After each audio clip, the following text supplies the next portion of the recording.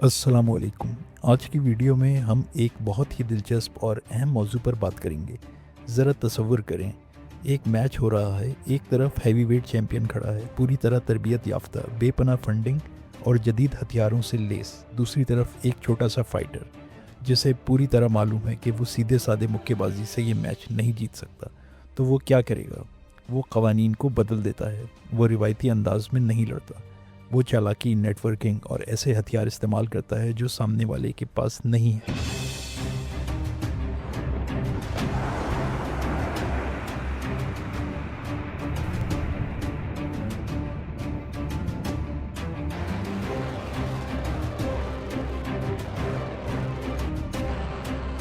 यही है asymmetric warfare, गैर मुतनासिब जंग। और आज की अहम बात कि ईरान ने इस हिकमत अमली को किस तरह अपनाया। सबसे पहले ये समझते हैं कि एसिमेट्रिक वॉरफेयर क्या चीज़ है।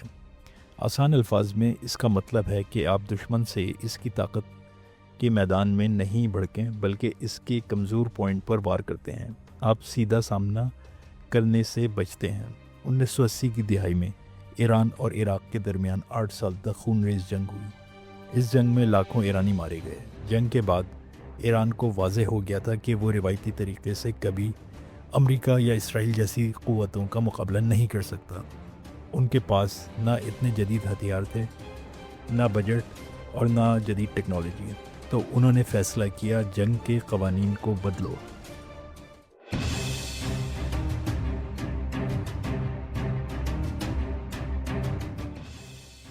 ये फ़लसफ़ा है फॉरवर्ड डेटरेंस, यानी डराना सिर्फ अपनी सरहदों पर ही नहीं बल्कि दुश्मन तक पहुंचकर।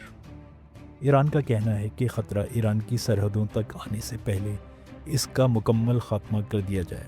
आजकल ईरान जिस हिकमत अमली पर काम कर रहा है उसे कहते हैं डिसेंट्रलाइज्ड मोज़ाइक डिफेंस, यानी एक ऐसा दिफा जो बिखरा हुआ है, जिसका एक टुकड़ा गिरे तो बाकी टुकड़े खुद ब खुद काम करते रहें। ईरान के एसिमेट्रिक वॉरफेयर का सबसे बड़ा हथियार है उसका प्रॉक्सी नेटवर्क, जिसे ईरान ख़ुद कहता है एक्सिस ऑफ रेजिस्टेंस या महवर मुज़ाहमत। ये सिर्फ किसी ग्रुप को चंद बंदूकें देने का नाम नहीं है, ये एक मुकम्मल निज़ाम है। इस निज़ाम को जिसने परवान चढ़ाया वो थे क़ुद्स ब्रिगेड के सरबराह क़ासिम सुलेमानी। उनका नज़रिया था कि ईरान को अपने दुश्मनों से कई महाज़ों पर एक साथ लड़ना चाहिए, लेकिन वो जंग बराह रास्त ईरान की तरफ से नहीं होनी चाहिए। आइए देखते हैं इस महवर के अहम सुतून कौन हैं। हिज़्बुल्लाह, जिनका ताल्लुक़ लबनान से है, ये ईरान का सबसे कीमती असासा है। 1980 की दिहाई में ईरान ने इसे बनाया। आज हिज़्बुल्लाह के पास दसियों हज़ार रॉकेट हैं जो इसराइल की तरफ निशाना बना सकते हैं। ये सिर्फ एक मलेशिया ही नहीं, ये लबनान की एक ताकतवर सियासी और फ़ौजी क़ुव्वत है।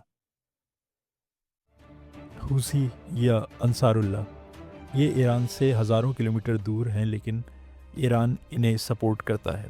हालिया दिनों में हुसियों ने बुहीरा अहमर में तिजारती जहाज़ों पर हमला करके आलमी तिजारत को नुकसान पहुंचाया। ये हमले ईरान की तरफ से नहीं हुए, लेकिन ईरान की तरफ से हमेशा इनकी सपोर्ट जारी रही। इसके अलावा इराक़ की पॉपुलर मोबिलाइजेशन फ्रंट या हश्द अल-शाबी जिसे कहा जाता है, और फ़लस्तीन की हमास, इन दोनों को ईरान ने हमेशा सपोर्ट किया है।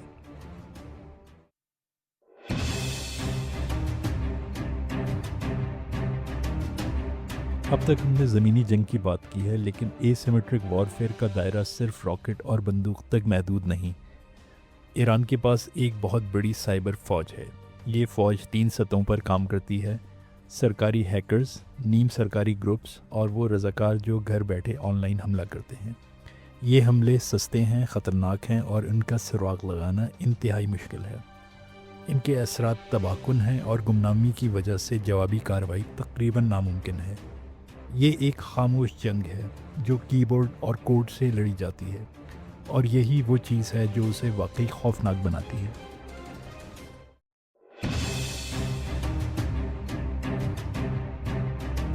इसके अलावा ईरान के पास एक बहरी ताकत भी मौजूद है। याद रखें, शहद की मक्खियों के छत्ते वाली मिसाल।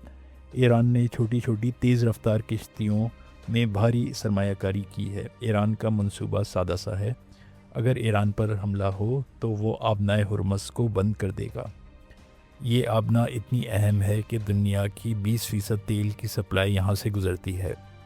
ایران اس پر بند لگا دے گا اور وہ پوری دنیا کی معیشت کو یرغمال بنا سکتا ہے۔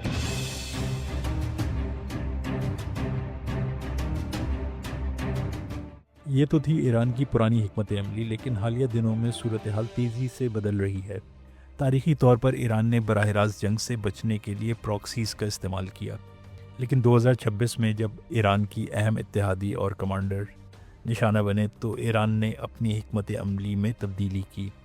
ایران نے اعلان کیا کہ وہ اب جارحانہ دفاع کی طرف بڑھ رہا ہے۔ اس کا مطلب ہے کہ اگر ان پر حملہ ہو تو وہ نہ صرف پراکسیز کے ذریعے جواب دے گا بلکہ براہ راست بھی میزائل حملے کرے گا۔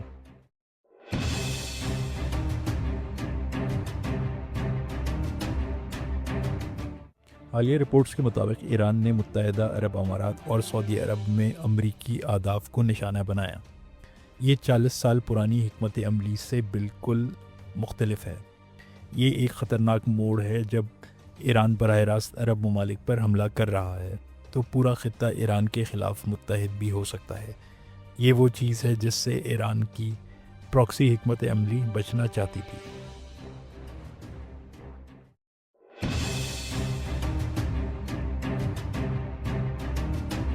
تو اب سوال یہ ہے کہ یہ سب ہمارے لیے کیوں اہم ہے، چاہے آپ پاکستان میں ہوں، امریکہ میں یا کہیں اور۔ اس حکمت عملی کا اثر ہر جگہ پہنچتا ہے، کیونکہ اے سیمیٹرک وارفیئر جنگ کو غیر متوقع بنا دیتی ہے۔ جب ایک ملک انکنونشنل ذریعوں سے لڑتا ہے تو آپ صرف اس کے دارالحکومت میں جا کر معاہدے پر دستخط کر کے جنگ ختم نہیں کر سکتے۔ موزیک ڈیفنس یعنی بکھرے ہوئے دفاع کا مطلب ہے اگر ایران کا مرکزی نظام کمزور بھی ہو جائے تو اس کے ٹکڑے لڑتے رہیں گے۔ یہ ایک ایسی حکمت عملی ہے جو کسی بھی سپر پاور کو یہ سوچنے پر مجبور کر دیتی ہے کہ ایران کے ساتھ مکمل جنگ کا خطرہ مول لینا اس کے نقصان سے کم ہے۔ تو یہ تھی ایران کی اے سیمیٹرک وارفیئر کی کہانی، چھوٹے کھلاڑی کی وہ بڑی چال جس نے پورے مشرقی وسطیٰ کا نقشہ بدل کر رکھ دیا۔ اگر آپ کو یہ ویڈیو پسند آئی ہے تو لائک کریں، سبسکرائب کریں اور کمنٹس میں بتائیں آپ کے خیال میں اے سیمیٹرک وارفیئر طاقت کی علامت ہے یا کمزوری کی۔ اگلی ویڈیو میں ملتے ہیں۔ اللہ حافظ۔